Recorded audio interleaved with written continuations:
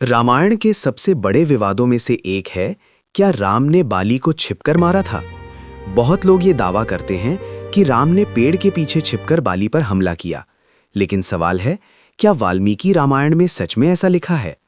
आज हम सीधे श्लोकों के आधार पर इस घटना को समझेंगे। किष्किंधा में दो भाई थे, बाली, सुग्रीव। किसी कारण से दोनों के बीच संघर्ष हो गया।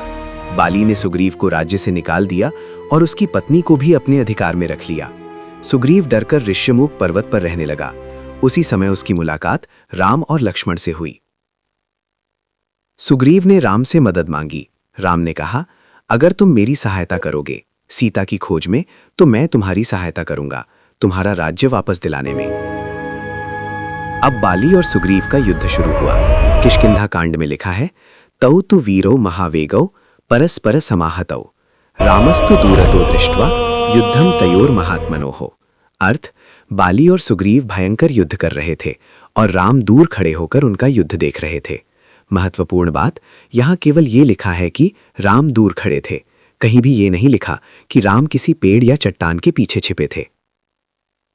राम ने बाण नहीं चलाया। क्यों? क्योंकि दोनों भाई बिल्कुल एक जैसे दिखते थे।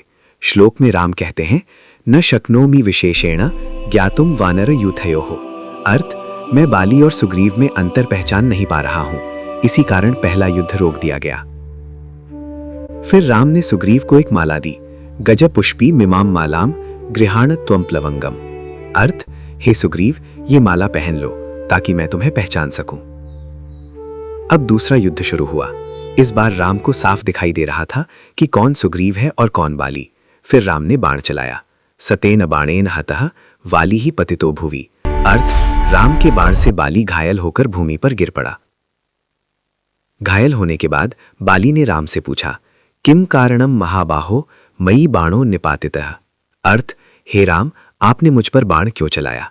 राम का उत्तर, राम ने कहा, भ्रातुः भार्याभिमर्शो ही धर्मस्य विपरीतः। अर्थ, भाई की पत्नी को अपने पास रखना धर्म के विरुद्ध है।